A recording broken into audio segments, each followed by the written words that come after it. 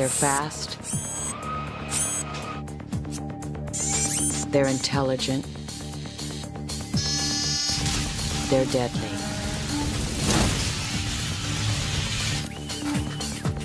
Soon, they'll be everywhere.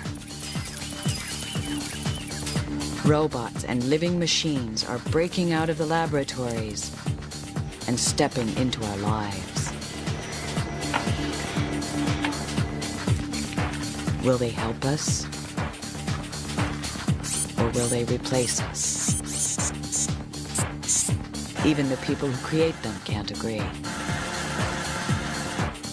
But whether humanity likes it or not, the robots are rising.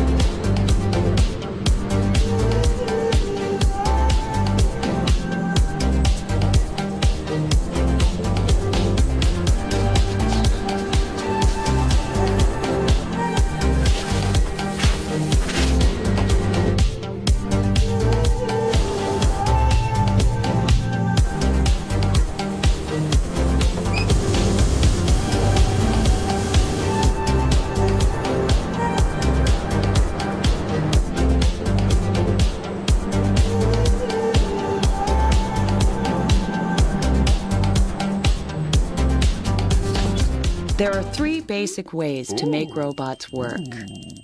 An intelligent teleoperated system has some computerized control at the robot end, but a human makes virtually all of the decisions.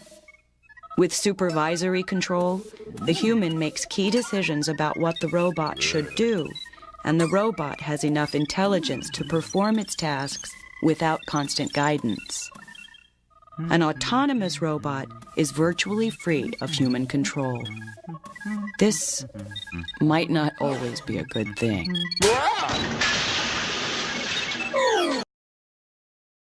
A Chinese company which specializes in precision technology has set up an unmanned factory at Dongguan City where all the processes are operated by robots. In the plant, every single process is operated by these computer-controlled robots. They're computer numerical control machining pieces of equipment. Unmanned transport trucks are involved, and automated warehouse equipment is involved. There is technical staff. They just sit at computers, monitor what's going on through a central control system. Each production line in the factory has an automatic belt with just 3 workers who are responsible for checking the lines, monitoring what's going on. A few months ago, before the factory automated, 650 workers were required to do all of the work. Each robot arm can replace 6 to 8 workers. So now there are 60 workers, and that number is going to be reduced even further to 20 workers in the future, according to Lo Weiqiang, the general manager of the company. In the next 2 years, the number of robots will be increased to 1,000, and 80% of the processes will be conducted by robots, says the president of the company. Data show that with regard to productivity at the Dongguan factory, the defect rate has dropped from over 25% to under 5%, and the production capacity has gone from 8,000 pieces per person per month to 21,000 pieces. So the reality is people are just not as good as machines at doing this type of work. The reality is this is going to continue happening.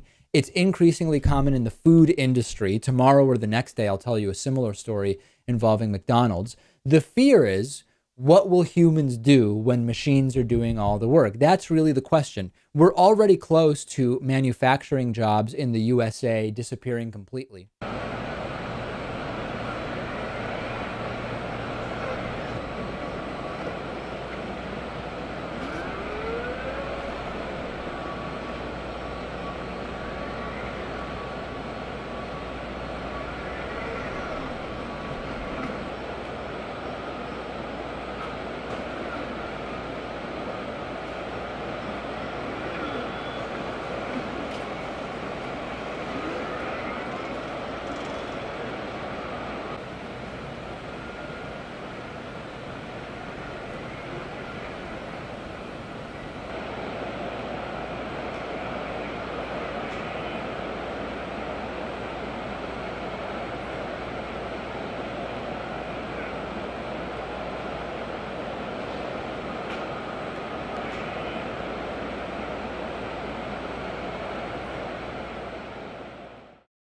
I'm Sophie Morgan, an ambassador for Rex Bionics. I'm going to be explaining, as well as demonstrating, the many functions that Rex is capable of, as well as showing how easy it is to transport. Having been using Rex for over a month or so, I'm very confident transferring myself in and out unaided. I'm a level T4 complete following a car accident 10 years ago, but it's possible to use Rex with levels up to C4. To transfer, I simply open Rex's legs. I can position my chair next to Rex and transfer myself into the exoskeleton. Once I'm in and seated as far back as possible, I then fasten the straps around my shins and thighs until they're secure, but not too tight to avoid too much pressure. Also, the pads are soft and flexible and can be detached and washed. I transfer using this method, but everybody is different. It is possible to use a hoist or assistance to transfer. Once I'm ready to go, I just turn the joystick and select the stand function. By simply moving the joystick upwards, Rex then stands up. It's important to lean forward as you stand, in the same way that an able-bodied person does when standing up. There are a number of different functions that Rex can carry out. Let's start with the walking. By simply selecting walk from the list of programmed actions, I can begin to move forwards or backwards. With a walking pace reduced to a third of a typical walking speed, the stability is increased and I feel more secure and safe. We have found, and I agree, that most people certainly don't want to go any faster than this. Walking backwards is important as well because it allows me to stretch my hip flexors, which get tight over time from sitting in a wheelchair. Rex is the only exoskeleton that is capable of this function. Rex is also able to turn left and right. This can be done when stationary or on the move. In the Salinas Valley, there are tough jobs and then there is cutting lettuce. You have to go on the bottom, train it, and get the bad leaf from there. Edgar Gonzalez has been doing it for 10 years. So what, do this another couple hundred times? Let's see how your back is gonna feel. Hunched over 10 hours a day, 6 days a week for $10 an hour. It's a job nobody wants until now. When you first saw this machine, what did you think? I love it. Taylor Farms has built the world's first so-called auto-romaine harvester that uses a high-pressure stream of purified water to cut 5 heads at a time. It's down about a ½ inch off the ground, and the blue fingers that you see on top that come across, they're gently bringing the product up onto the product belt. Workers then pack them into boxes while standing upright underneath a shaded canopy. The rig brings in twice the lettuce in half the time, so workers get paid a bit more, $11 an hour. And they do it with half the people. Why did you invent this? The lack of labor. Border security has tightened, the economy in Mexico is improving, and immigration reform has stalled. At the end of the day, we need to cut lettuce and take it into the plant. But finding the way to do that, that's not heavily dependent on people, is where the future of the industry needs to go. So, after years of enjoying cheap labor, the agricultural industry is finally turning to robots, which are also getting cheaper to make. Taylor Farms' Robo-Packer works 18 hours a day, loading boxes of lettuce with pinpoint accuracy, doing the work of 6 humans. The Robo-Packer will pay for itself in 2 years. Eliminates the risk of repetitive motion injuries, which is always a concern in a job like this. This is a hard job to do all day, 8 hours. It's hard on the body. Taylor Farms says for every 2 low-skilled jobs lost, they're creating 1 high-skilled job to maintain and operate the machines. It's creating a better job where people can make more money, they feel better at the end of the day, not bending over doing back-breaking work. Oh my God. Only did like a half a dozen of these and I'm dying already. More robots, fewer injuries, higher pay. Lettuce cutters rejoice. In Salinas, Kit Doe, KPIX 5. Welcome to the Hyde Hotel. Welcome to the Hyde Hotel. If you want to check in, please press 1. If you want to check out, please press the check out of the right of the touch panel.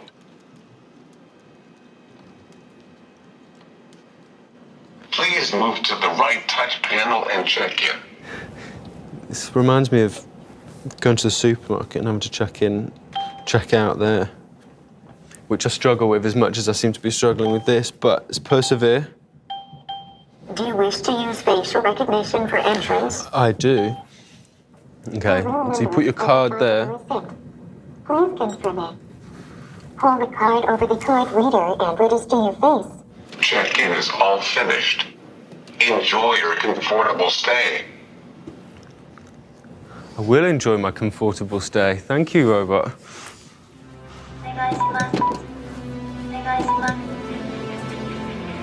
It'd be quite good if you could ride on it. It's obviously not a quicker way of getting your bag to the room. And we're here. You can sort of see what people mean about kind of robots having personalities. Bye, robot. Thanks for your help. Manufactured by Kokoro Company Limited for the 2003 International Robot Exhibition in Tokyo, Japan, Actroid was modeled after a young Japanese woman. It could imitate human functions such as the appearance of breathing, blinking, and facing the person addressing it. It is equipped with artificial intelligence, and while it has limited movement of its legs, its upper body can react quickly to stimuli. It was originally created to act as a receptionist or help desk assistant designed to answer simple questions and directions. It knows over 40,000 phrases in 4 different languages and can respond 20,000 different ways. Several newer models have been released over the years, each one becoming more and more lifelike. Simroid. It was created in 2007 to assist dentists in training at the Nippon Dental University in Japan. With lifelike skin, highly sensitive pain receptors in its mouth, and even a gag reflex, it helps dental students learn their craft without injuring live patients.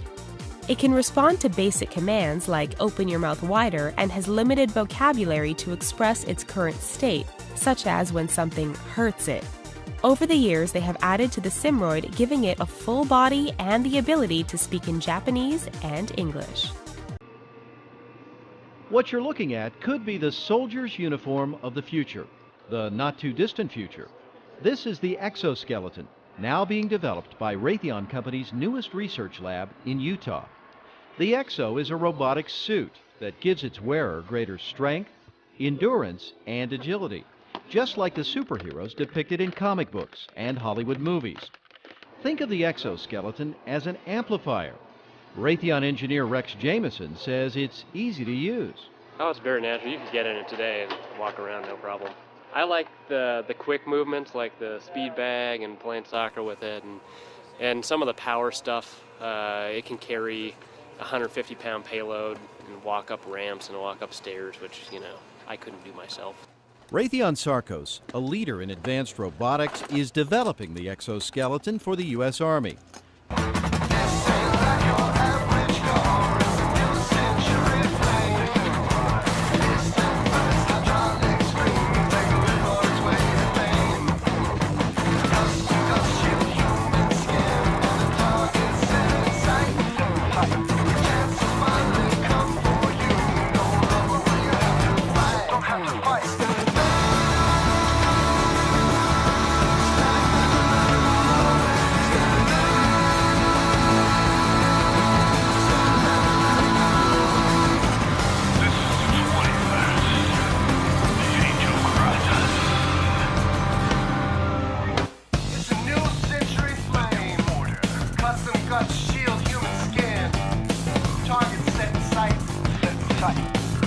Necrotis. Don't have to fight. Stand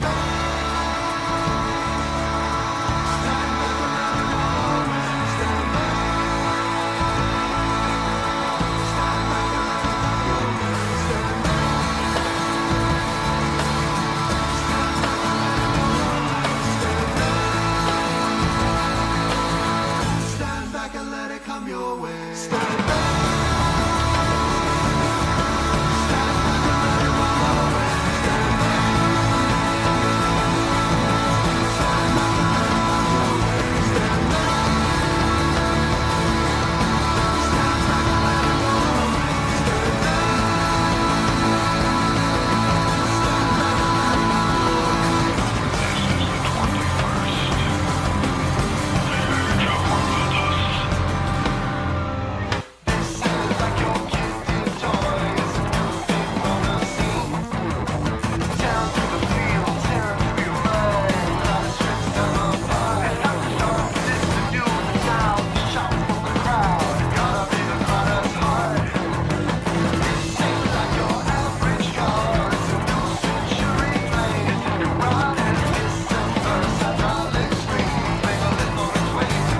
What you're basically looking at is a robotic pack mule. So the real goal for this machine is to go where the dismounted warfighter goes and to help carry their load.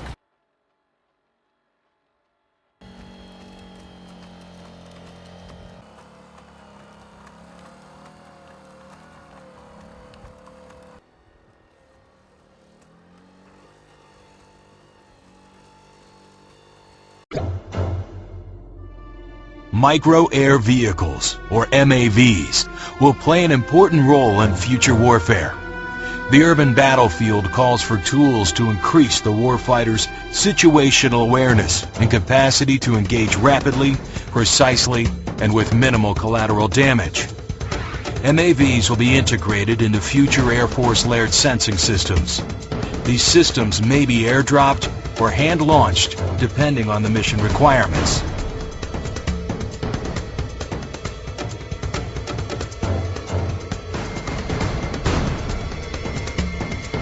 The small size of MAVs allows them to be hidden in plain sight. Once in place, an MAV can enter a low-powered extended surveillance mode for missions lasting days or weeks. This may require the MAV to harvest energy from environmental sources, such as sunlight or wind, or from man-made sources, such as power lines and vibrating machinery. Small size and agile flight will enable MAVs to covertly enter locations inaccessible by traditional means of aerial surveillance. MAVs will use new forms of navigation, such as a vision-based technique called optic flow. This system remains robust when traditional methods, such as GPS, are unavailable. While some MAVs may be used purely for visual reconnaissance, others may be used for targeting or tagging of sensitive locations.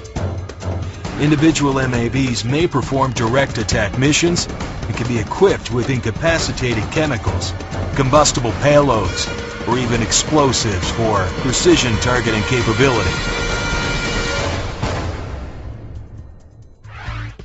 MAVs may carry sensors to detect chemical, biological, or radiation threats and relay this information to human operators or to other unmanned platforms.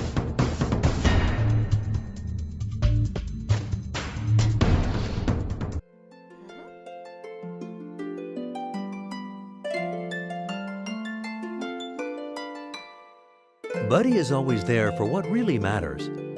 He reminds you of important tasks and events on your agenda.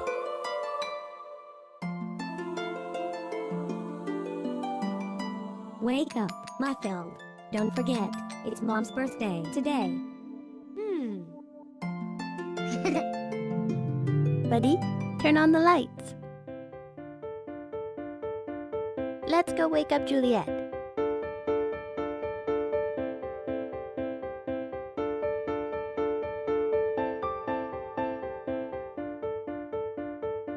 Happy birthday. Happy birthday, Mom. Happy birthday.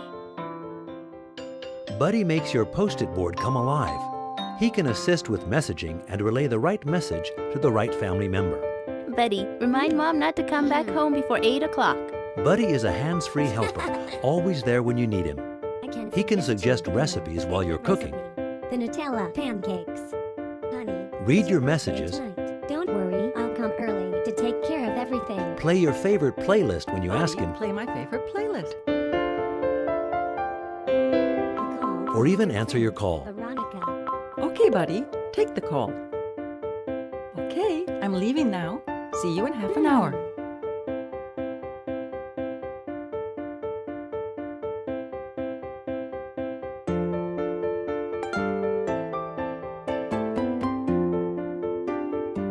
Buddy is watching your house.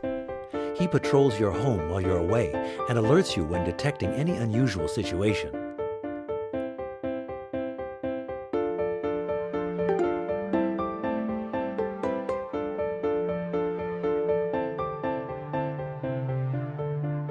He can also manage all your connected devices. He automates your home and life by connecting to your devices fitness trackers, locks, switches, and thermostats.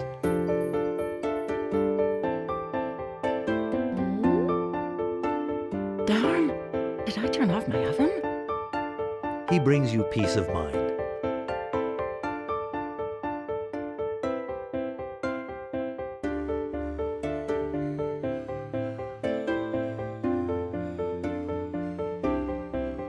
Buddy, can you help Mathilde? Buddy is an edutainment companion. 7 times 7. He allows your child to learn through play, 49. such as practicing times tables Bravo, while having fun. Mathilde. Perfect. Good work. Thanks, Buddy. My pleasure, Ben. Buddy is your best shot. He captures special moments and can send them directly by email or by social networks. He detects when you smile for a picture or video, sees and tracks through his camera to recognize your face. Call Grandma to show her Mom's birthday cake. Vegeta, which is Italian for short hop, aims at a different film genre altogether. It's more reminiscent of BB-8 from The Force Awakens. It can follow you around, it can carry your stuff. It won't fix your starship or give you cool high fives, but I think it's pretty useful for what it can do, which is carry up to 40 pounds of stuff and travel at 22 miles per hour. So if you decide to go on a little jog and then shop on the way back, you're golden. Standing, well, rolling about 2 feet tall, the Vegeta can carry up to 40 pounds in its handy little container up here. And you can use it for your school books, electronics, but there's a little grander uses in mind, such as letting nurses carry their supplies on, say, disaster areas and battlefields, students on college campuses carrying their books, and of course, there are delivery men traveling your city, and they can use something like the larger version, the Kilo. The Kilo can actually carry up to 200 pounds in its large central container. It knows to follow you thanks to a special belt you'll be wearing. But Vegeta is capable of operating autonomously, so you can send it on errands, and Vegetas can even cooperate with each other to form a chain, like a mother duck and her ducklings following behind her. So the Vegeta doesn't have price or availability just yet. It's not even been announced for consumer or business use. There's still 4 to 6 months of future testing. They're going to bring it to hospitals, college campuses, corporate campuses, delivery men, and see what kind of uses they could find for the Vegeta.